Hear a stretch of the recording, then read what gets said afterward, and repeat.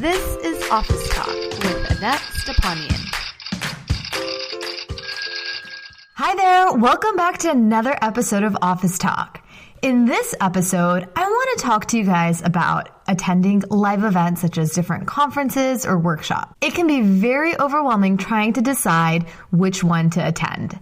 And look, they cost money. Most of these, you got to pay for a ticket.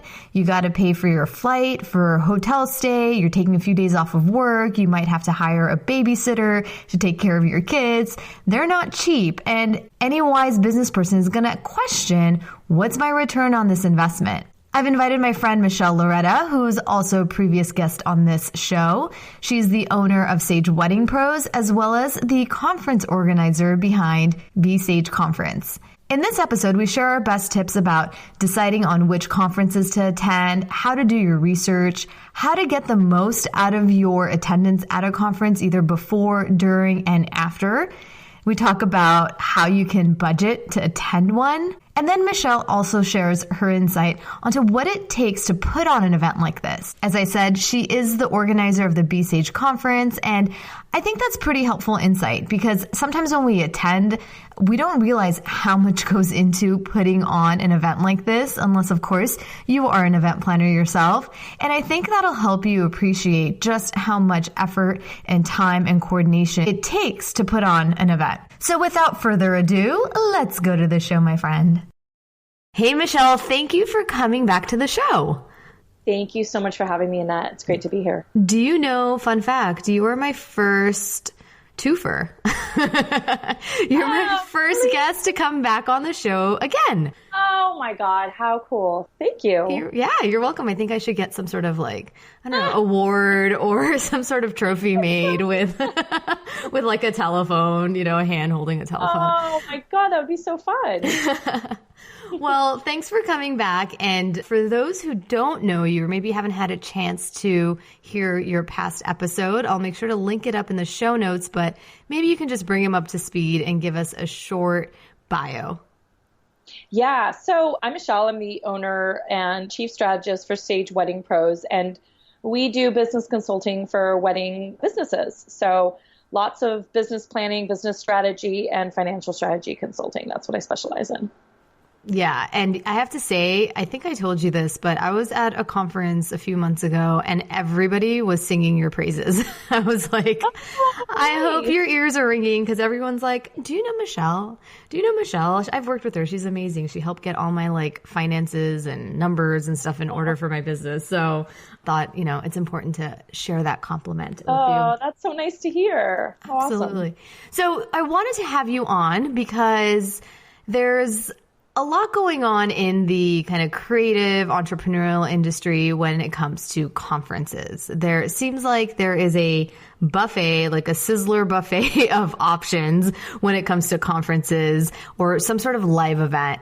And I know you organize one conference yourself. You've been doing this for how long now? How long have you been doing B-Sage? This is the fourth year that we do B-Sage conference, but I've been doing conferences and seminars now for 9 years. The Simple Plan was our first workshop that we started teaching in 2009. Okay, great. So I wanted to have you on because I've personally spoken to folks who are thinking about investing in going to a conference or some sort of live workshop or live event.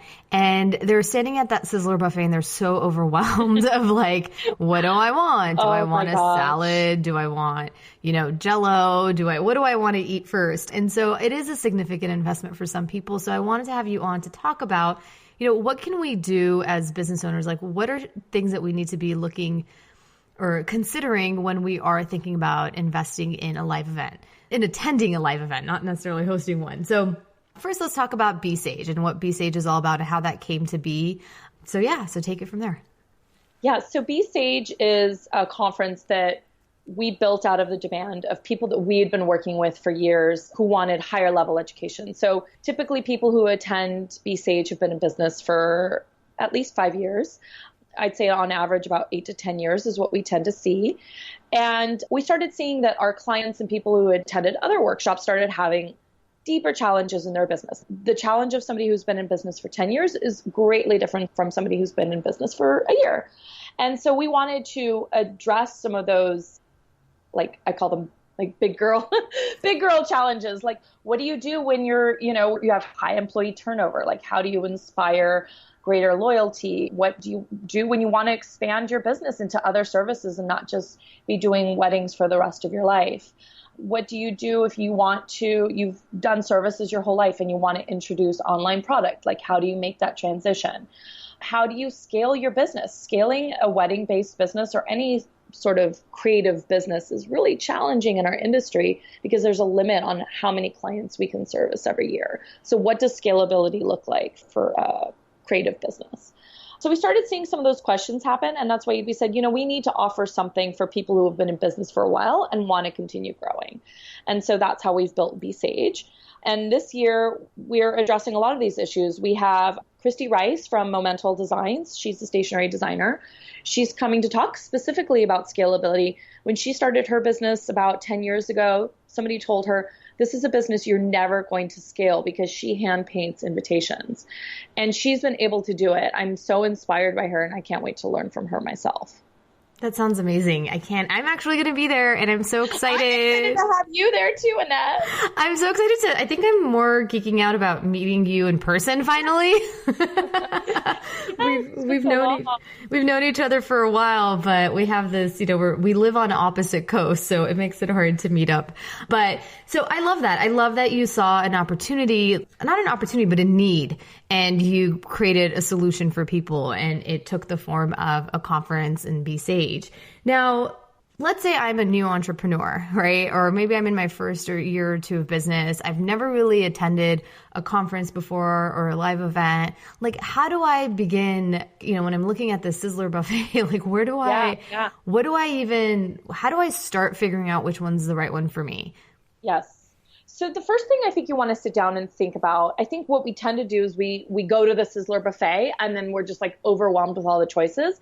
But it helps to think of first, what am I hungry for? Like, what do I feel like? What's going to satisfy me this year, right? Or this meal? Dessert. Always dessert exactly. First. I'm just going to go straight for the dessert so I don't waste any calories on the other stuff, right? Yeah. So, if your focus is dessert, then look for something that just offers dessert. So it's the same thing in the world of education. You need to sit down first and think a little bit about where is it that you want to grow this year? Do you want to grow financially? Are you struggling with some of those staffing issues or staffing questions? Is there a skill that you need to sharpen? Maybe it's on the creative side of your business. Maybe you've been a planner for years, a wedding planner, and you've been doing design, but you want to sharpen up some of those design skills or some of those sketching skills. Find something specific to what it is that you want to learn, right? As opposed to, I think a lot of times we look at everything and sometimes we just kind of follow the fold. We choose something based on a recommendation that a friend may have given us that may have been amazing for them and their business, but our challenges are different from their business, right? So it's really important to kind of go internal and then research and be super selective. Look and see what those organizers have done in terms of curating their speakers and their topics, and make sure that those topics really fill your needs at that point in time and where it is that you want to grow. And then I also encourage people to take a look at the organizer's experience with putting together conferences, because I have heard people walk away with a bad experience, and it's because putting an event together is a learning event. I mean, we're all in the events industry, or my clients are for the most part, is challenging, but an educational conference is really different from putting on a wedding. So take a look at some of the work that they've done and make sure that the investment that you're going to make, because it's typically a pretty big investment that you're going to make, is going to pay off in the ways that you want. Yeah. And, I've been really blessed in the last 2 years. I've had an opportunity to both attend and speak at a lot of different conferences and events. And so I feel like I've been at the buffet and I've sampled a lot of the different things.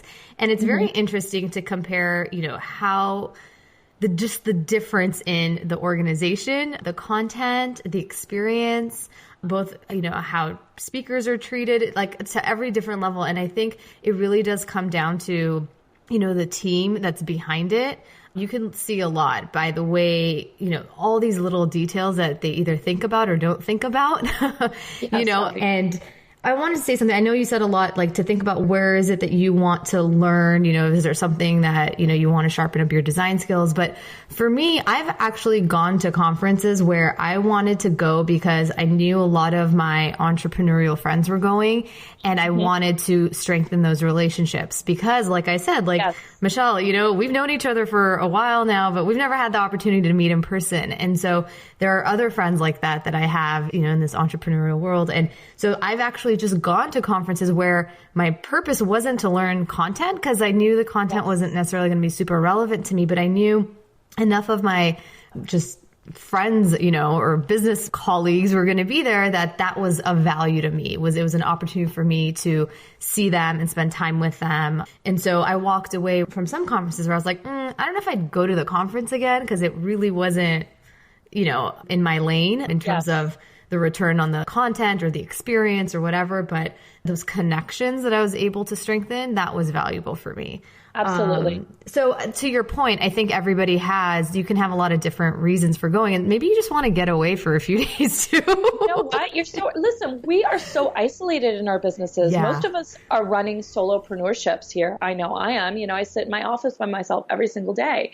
And the opportunity to be out there and engaging with, 50 people, 100 people that are facing the same issues that you are, it creates a camaraderie. And the interesting thing that I've seen now, from doing the Simple Plan for 9 years and from doing Be Sage now for 4 years, is that those relationships continue. There's a really strong Be Sage tribe. I think that really stems from the fact that the people that are attending Be Sage are really kind of looking for ways to improve and shake up their businesses and do things differently and level up their game. And when you find people that are really committed to business strategy, you have people you can rely on, like your peers and your friends that you meet at conferences become your mentors. No, and then there's something, I always say the internet world is great. It gives us a lot of flexibility and opportunity to expand our horizons, but it never beats that face-to-face connection. And if you could, whether it's an event, a live event, or whatever it is, it could be a free live event that you go to. I always encourage people to get out of the office and connect with people because there's just something about that impression that you can make on somebody and vice versa that, like you said, strengthens that connection. So to me, that's like the biggest value I get out of going to conferences is that person-to-person, one-on-one connection. Because like you said, we're all pretty isolated day to day and we don't have the benefit of going into a huge office and having this huge team. Well, most of us don't, to interact with. So this kind of becomes that opportunity. I know I always come back so energized after a conference, which my husband's like, you need to go to more of these. Yes, absolutely. Absolutely. And you know what? I have seen that. I've seen those relationships continue. There's a group in Seattle that still continues 6 years later after we went there with Simple Plan, and they get together once a year. They do a retreat where they go and they sit down with their business plans and they spend a weekend talking about their strategy for the upcoming year. And there's a Be Sage, there's a couple Be Sage mastermind groups that have formed from the first. No way. Too. Yeah, absolutely. And they have a monthly call. They talk about their goals. And again, it's because you're meeting these people face to face. These are people who did not know each other before they walked into the conference. That's so It's cool. not like they went to the conference with a friend and they just kind of kept that going afterwards. No, these are people that, one is in New York, one's in Dallas, one's in Seattle, right? So you're also kind of exchanging best practices in different markets. And you're saying, hey, this is what I've seen that works really well for your challenge. You should, give it a try. And they all kind of come to the table and say, hey, this is what I need help with this month. Who has a resource for me? That's awesome. I love that. It's like the conference keeps giving back because of these relationships that it's fostered. Absolutely. Okay. So you said, you want to do your homework, you want to go and, do your research. So you want to maybe contact the organizer or at least research the organizer, kind of see what their reputation has been in terms of producing events. Any other things that you would recommend people do when it comes to the do your homework category before they put the dessert on their plate, right? At the buffet. Look and see what the background is of the presenters. And because I've sat through presentations where I know people are being taught something wrong. And illegal contractors is a big one that I see people saying oh, this is how you hire contractors. And they're teaching somebody the wrong way to do it according to the IRS law. And so that's where it really comes down to not just vetting the organizers, but like looking to see, is this person that's presenting, like, what's their background? Like, how long have they been in the industry? Maybe they bring something from another industry, from like a quote unquote corporate job beforehand, that makes their portfolio a lot more interesting and diverse for them to be speaking. I don't necessarily need to see somebody that's a professional speaker. Sometimes I've sat through some presentations where I felt like I knew that it was like the first presentation that person had ever done. They're not a professional speaker, but the quality of the content, they're bringing real life lessons from their business. But yeah, do a little due diligence to see that the people that are sharing their quote unquote expertise with you are in a place to really be able to speak on some of those things. Yeah. Do you see people talk about like legal subjects that you just kind of want to like crawl in a hole? No, I think most people, I think most people, because I'm trying to think about like Facebook comments and things like that. Sometimes every once in a while you're like, but for the most part, people will be like, well, this is what I've been told, but talk to a lawyer, right? Like I'm not a lawyer. Right. So they always put that little disclaimer in there, or, you know, most people are, you know, even if it's not in a Facebook comment, it's like speaking, they'll be like, this is what we do in our business, but I'm not a lawyer. So talk to one. Kind of, they're not out there giving that advice. I think they're afraid to. Plus, it's always so confusing for people. Yeah. So they're like, I don't want to touch that.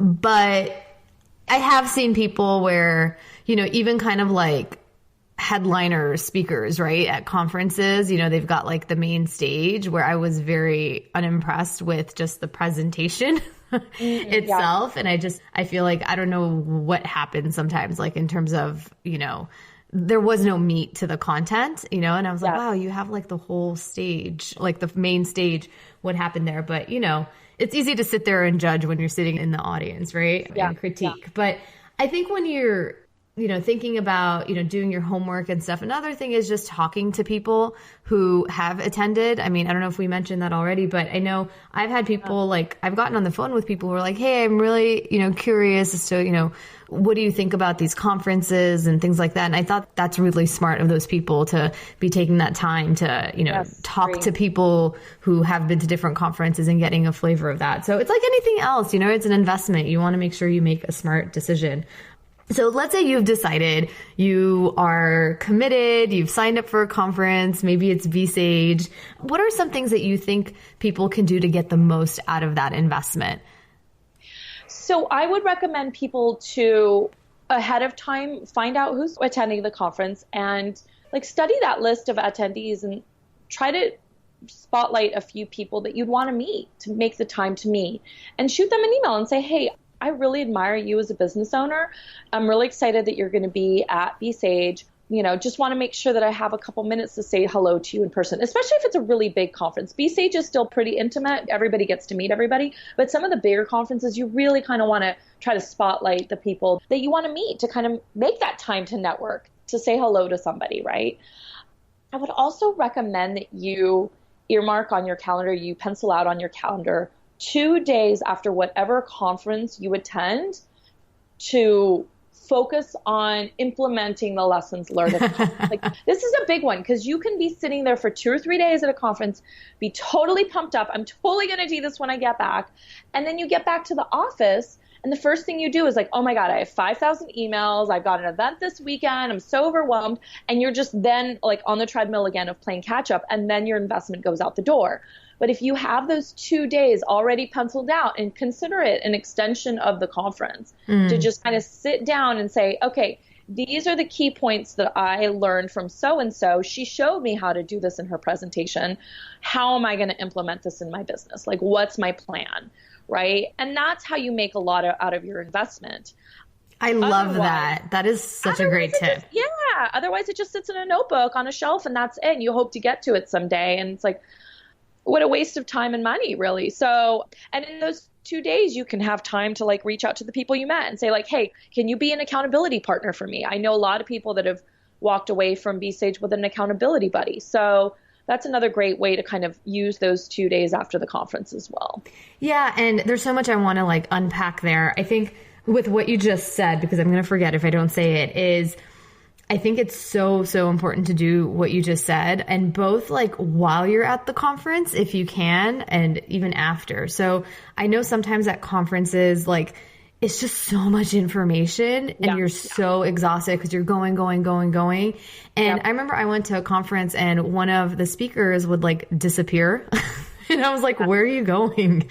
And I know that's not always the best thing to do, but she was just like, I get so just like information overload that I have to take like an hour just to like go sit in my room and like process everything. Yeah. And so think about that as, you know, throughout the day, you know, maybe I'm not saying to completely withdraw. That's not the point of going to a conference, but can you find moments in that time that you're there to just step away? Maybe if it's half an hour, just go kind of write down some thoughts, write down what those like steps are that you want to implement after you leave, you know, so not just kind of, I think while you're there, it's also important to process, not just like after the experience is over. You know, maybe it's at night before you go to sleep, you write something down, you know, in a journal. Because it can get very daunting sometimes, especially with the bigger conferences that they just have you going all day. And then to your point about reaching out to people beforehand, I have to say when I have done that, when I have tried to create those connections before going to the conference, it has made the experience so much better because you already know these people kind of going in and you're like, actually, it's like trying to see, you know, anticipating to see a friend.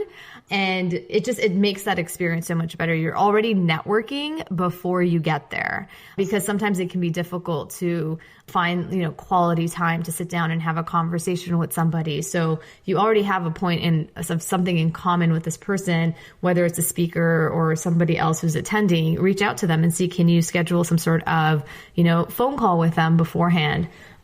Okay, but these are good tips. I love all of this stuff. Definitely the thing about blocking it out in your calendar and actually implementing is huge.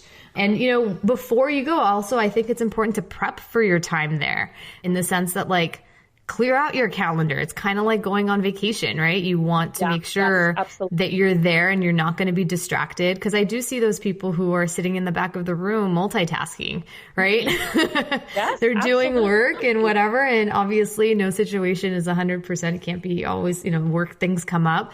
But to the extent that you can prepare your team or yourself to really just shut down everything so you can be fully present at the conference or during, you know, at least the kind of organized activities and things like that, I think is also really wise. So cool.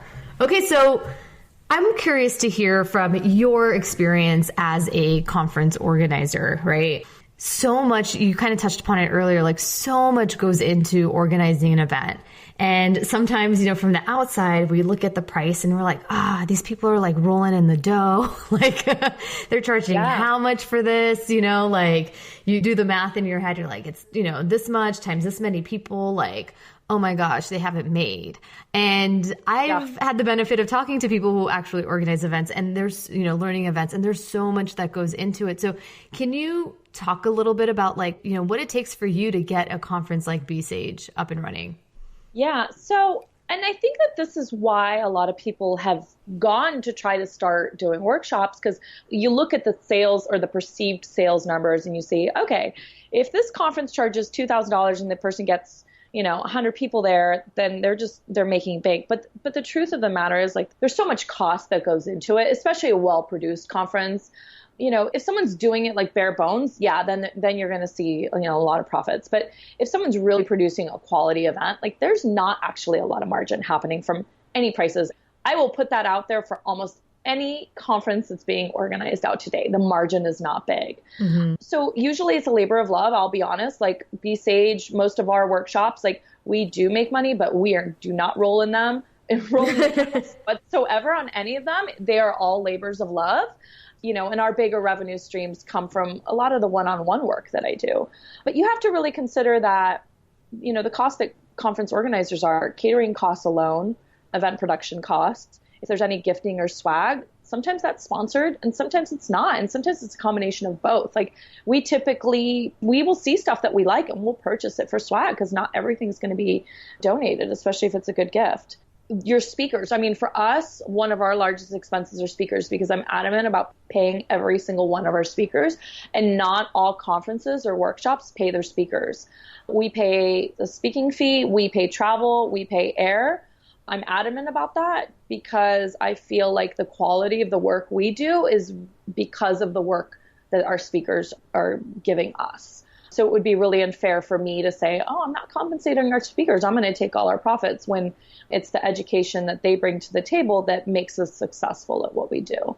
So when you're taking in speaking fees, air travel, 3 to 4 to 5 nights of hotel, depending on where they're traveling from, it gets really costly. So those are all the factors that kind of go into, us being able to produce a quality conference. Some conferences do really well with sponsors. We do okay with sponsors. And the reason why we don't maximize our sponsors is because I won't let our sponsors have a speaking platform. I'm really adamant about separating education from sponsorship dollars. And what that means is that I don't want our attendees feeling like they're being sold to. I don't know if any of you guys listening have ever sat through a conference where you were essentially just kind of being sold a product for like an hour or two. I personally hate that. I don't want to be sitting through that, especially knowing that the organizers got paid for that platform. So we separate that. We do give our sponsorships the ability to gab what I call a commercial. We'll all explain the product or service depending on their level of commitment to us. But that changes the finances too. Like if you don't have big sponsor dollars, and that's like something that we hold like deep in our heart, like I won't be paid to allow somebody to have a speaking platform. But, that plays into the economics of a conference organization too. So so kind of answer your question in a long roundabout way, people do look at the investment of a conference and think that sometimes it's like highway robbery, but you guys all produce weddings, or a lot of you do. I know you have other listeners that are just creatives. And the dollars that it goes into feeding mouths, and kind of when you start to add all those factors, there's not a lot of margin left. So, I have a friend who does a conference each year, and at the time I didn't know anything about it. And she told me, she's like, you're lucky if you break even, And I was like, so why would you do all of this stuff? Why would you spend all this time and energy for profit? I mean, for basically, if you're not breaking even, sometimes you're losing money. And I think it's to your point, sometimes it's a labor of love, like the person really believes in that, but it's also an opportunity sometimes for, it's an opportunity for them to get in front of people that they want to work with and connect with and create those relationships. So there's a lot of reasons why, people might be doing conferences, and some people maybe are making money on it. I don't know, but it's definitely not as profitable as it might seem from the outside, which I think is important for people to think about, because sometimes, we take for granted what goes into creating an event, a product, a service, whatever it is. And so I think that is, thanks for sharing that and being honest about it, because I think the more people understand, they can then appreciate the experience even more, because you're like, oh, wow, that beautiful, backdrop that is on the stage, like somebody had to do that, and somebody had to get paid to do that. Or you don't necessarily always appreciate all of that because you're not trained to see that. There's so much that goes into like that price. When we kind of look at, our price for B-Stage is $1,800. We have 9 speakers this year. And so I also, when I'm investing in education, I kind of look and see like, okay, if I'm going to learn from 9 speakers, if I'm dividing that $1,800, that's about $200 of learning that I'm getting from each speaker. I know that if I were to pay each one of these people one-on-one, in some situations, I'd be paying a lot more than $200 to get a consultation from them. And that doesn't even include the lunchtime conversations that I'm having with other people, the events, the networking, all of those other connection topics that we were talking about a few minutes ago. I mean, if we're specifically looking at learning investment with the expertise that you're getting from a platform of speakers, it's going to be far less than trying to get guidance from each one of those people individually.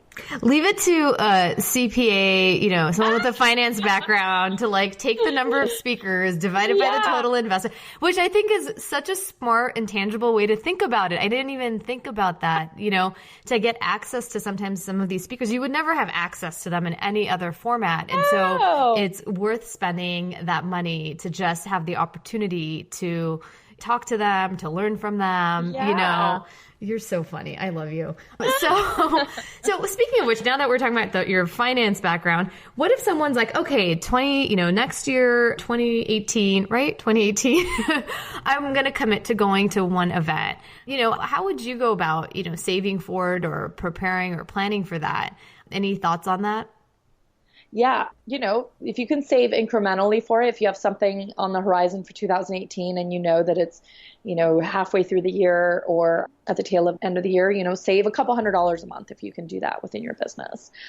A lot of times organizers will have a payment plan and they may advertise a payment plan, but if you email them, they may even have a more extended plan. I'll tell you guys that anybody that asks me for a payment plan, it's on our site. We have like a 3-payment plan, but anybody that emails me and says, hey, can I stretch this out to 6 months or 12 months? I always do it. And most organizers will do that as well. So it's always worth doing that.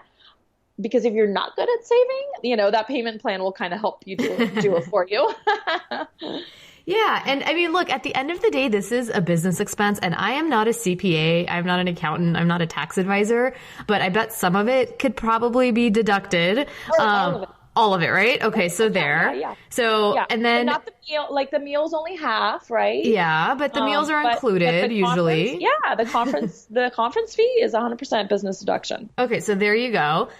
Travel, I don't know, can you deduct the travel? Okay. Yeah, absolutely. And if you have a business account or some sort of credit card, if you're making investments in, let's say 2017, you're spending on your business, maybe you're getting miles and getting points that you could then... Yep. I mean, I've flown to conferences for $10 because I've just paid it with miles. I've just had to pay that tax, right? So there is, I mean, if there's a will, there's a way, and it doesn't necessarily always have to cost you the out-of-pocket dollars. So there's ways to make it happen, kind of smart, creative ways. And as our very own in-house CPA just said, most of it's tax deductible anyway. So gotta love those tax. But I've heard the outfits that you buy to go to the conference, you can't deduct, right? No, you can't. We don't have dress codes like that. So you don't have to worry about that with us. Yeah. Sometimes you go to these conferences and they have themed nights, you have to dress in certain colors or in certain, which can be fun, but it can also be it can be a little overwhelming when you're just I'm lucky that I just showed up in time with my suitcase with me and that didn't get lost. So on top of it to coordinate, an outfit or come up with a costume, it's a little overwhelming for me. Costumes are really hard. Colors I can usually kind of pull something from my closet, but costumes or themes, that's a lot more complicated. Yeah, I went to a conference recently where you had to dress in white on one of the nights, which I normally love, except just the one dress I had just was not working, and I literally was I was squeezed myself into this white dress. Oh my god, I've totally done that. Yes. And I was oh my god, I looked like a disaster, but it's okay. Whatever. It is what it is. I just was trying not to get, in the photography shots, I was trying to avoid any documentation of me in this white dress that was not fitting right for this white night that we had to do. So anyway. Well, Michelle, thank you so much for being here. And as always, for being just so forthcoming with and being honest and transparent with everything that it takes to run a business. So where can people learn more about the B-Sage conference if they are interested in attending? Yeah. So at Sage, Sage, SAGE, conference.com. Awesome. And where is it going to be, the dates and all that stuff? It's December 4th through the 7th in Hilton Head in South Carolina. I'm excited. Have you ever been out there? I mean, I guess you have because of this conference. Yeah, a couple times. Oh my gosh. And we're doing it at the Westin Hotel and Resort there. And they have just been so wonderful and accommodating, every little detail. They've been really wonderful partners for us. So we're really excited to be there. And what was your reason for doing the event there this year? We did it in Mexico last year. We wanted to be stateside, and we hadn't done anything on the East yet. We'd done Chicago, Dallas, Mexico, and we felt like West or East Coast was next. And so we checked out Hilton Head. We fell in love with it. We thought it was a great fit for our group. So maybe you'll come out to the West Coast next time. Gosh, we love that. We're kind of talking about that right now, trying to figure out where our location is for 2018. Awesome. Yeah. Well, thank you, Michelle. I can't wait to share this with everybody, and I can't wait to see you soon in a few months in Hilton Head. Thank you for having me, and I can't wait to see you for reals this time. Imagine that. I do exist. Okay, I'll talk to you soon. I hope this episode gave you some useful tidbits that you could take into deciding on what conference you're going to attend. If you've never attended one, I highly recommend it. I have to say it's one of my favorite things that I get to do in my business, whether it's attending as just an attendee or going over as a speaker. I always come back so energized and so inspired, and I feel so much more connected, especially for those of us who don't necessarily have a huge team that we work with. It's so nice to be able to connect with people one-on-one and also to see your online friends offline. I'd love to know which conferences you're considering attending or the ones you've already registered for. So hit me up over on Instagram at Annette Stepanian and let me know in the comments. Also, if you're going to be at B-Stage in December, let me know. I would love to meet you in person. Well, I'm going to wrap it up here with another episode. Thank you so much, as always, for being here. I'll talk to you later.